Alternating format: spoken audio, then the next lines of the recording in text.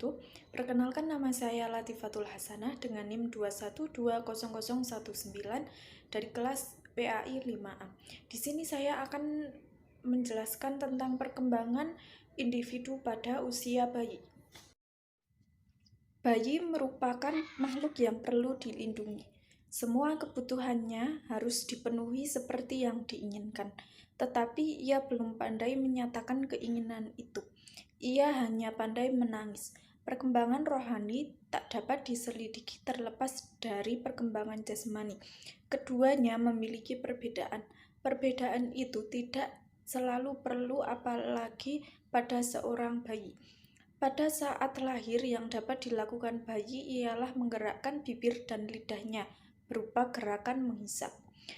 Bayi juga memiliki perkembangan dalam masanya, yaitu perkembangan intelektualnya di dalam emosinya moral, dan bayi juga mempunyai bahasa yang dapat dilakukan dengan menangis maupun berinteraksi dengan pendengarannya melalui ibu dan orang sekitarnya.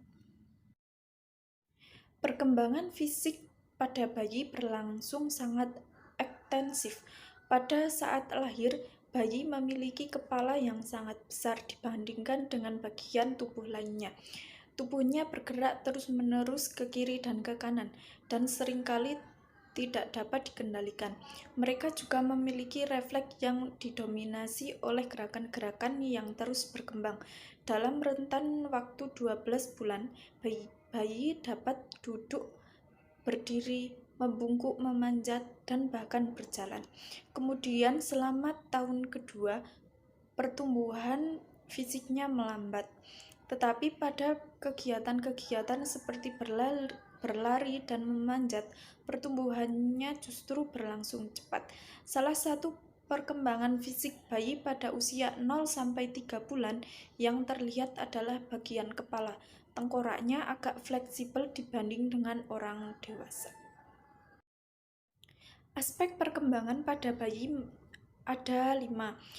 Yang pertama, perkembangan fisik, kemudian yang kedua, perkembangan sensori motorik, yang ketiga, perkembangan bahasa, yang keempat, perkembangan sosial emosional, dan yang kelima, perkembangan mental intelektual. Mari kita bahas satu persatu perkembangan pada bayi. Yang pertama, perkembangan fisik.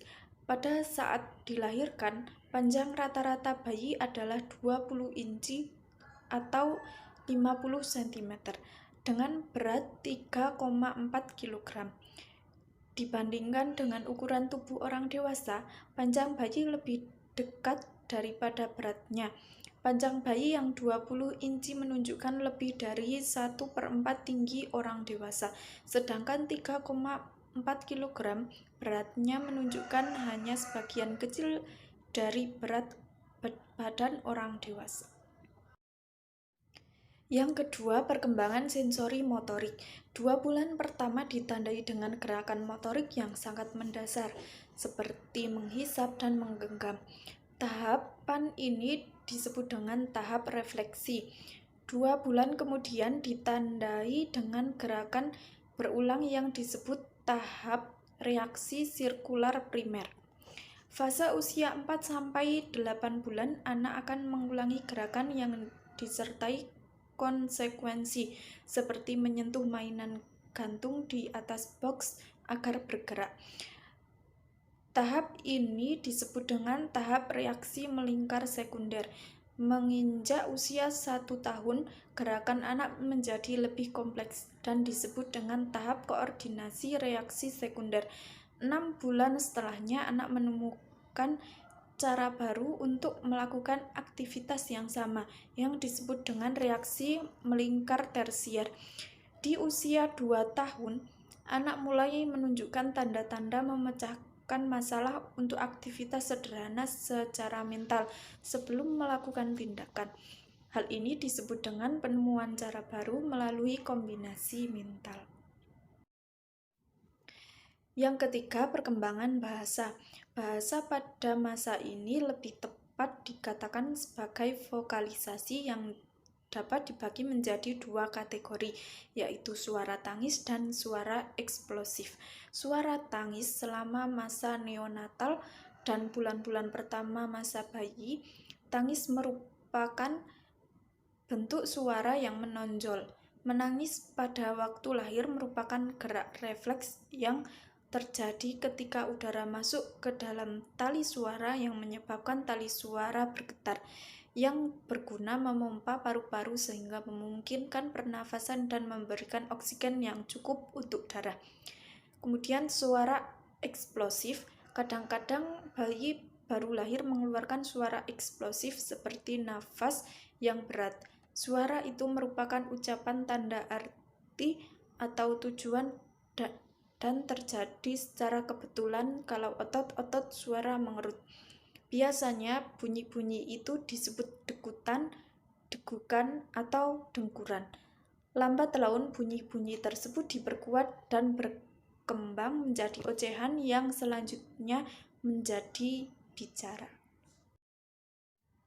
Perkembangan sosial emosional.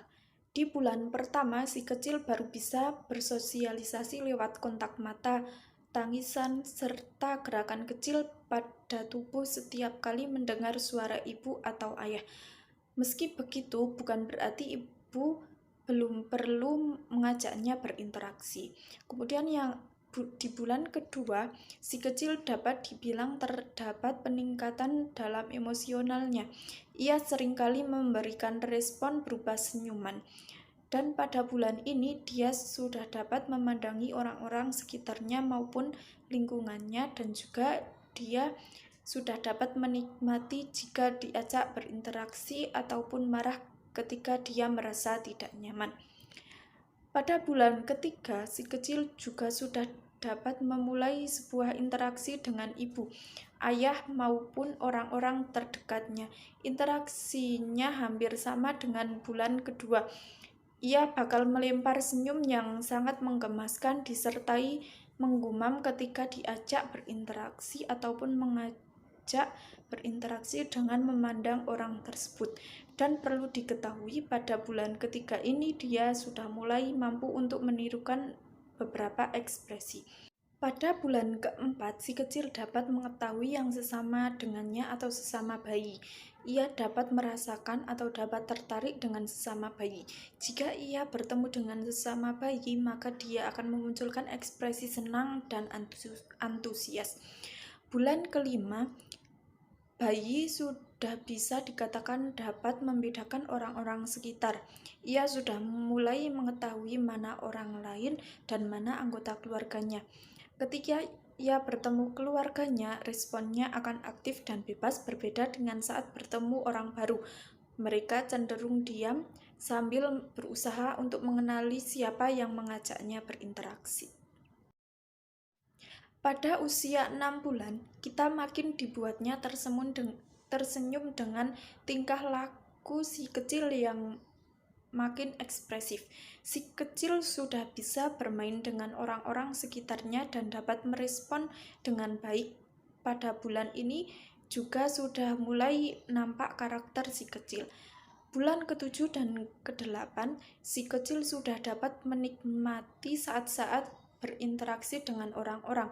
Meski begitu, ia akan tetap malu-malu ketika bertemu seseorang yang asing untuknya.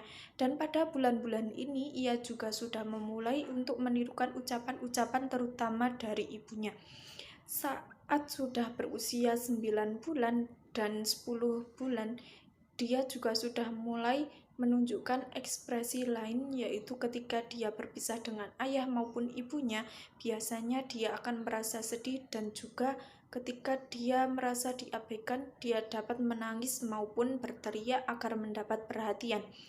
Bayi pada bulan ini juga sudah dapat merespon kata-kata sederhana yang diucapkan oleh orang-orang seperti makan, minum, duduk, dan lain sebagainya. Pada usia 11-12 bulan, bayi sudah dapat mempelajari apa itu kasih sayang dan bagaimana bentuknya, seperti kontak fisik yang biasa dilakukan oleh orang tuanya seperti mencium dan memeluknya.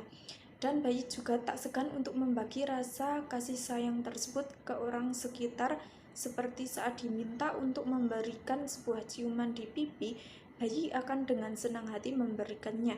Pada bulan ini pula, bayi akan lebih responsif pada saat dia merasa jengkel maupun bahagia. Dia dapat marah-marah, menangis, berteriak, dan lain-lain ketika dia merasa jengkel. Sebaliknya, ketika dia merasa bahagia, dia akan tertawa lebih ekspresif, jelas, dan lantang. Kemudian yang terakhir, perkembangan mental intelektual. Perkembangan intelektual anak adalah tahapan di mana anak mempelajari dan menerapkan pengalaman yang mereka peroleh seiring waktu. Dengan pengalaman, waktu, ingatan, keterampilan memecahkan masalah, penalaran, dan kemampuan berpikirnya, intelektual anak terus terasah dan berkembang. Kemampuan intelektual berkaitan dengan thinking, perceiving, dan understanding. Untuk mengenal lingkungan, bayi menggunakan sistem penginderaan dan gerakan motorik. Namun karena saraf-saraf otaknya belum matang, maka pengenalan terhadap lingkungan tersebut berupa berpikir, mempersepsi, memahami lingkungan seringkali tidak logis dan tidak realistis. Sekian yang dapat saya sampaikan, kurang lebihnya mohon maaf. Wassalamualaikum warahmatullahi wabarakatuh.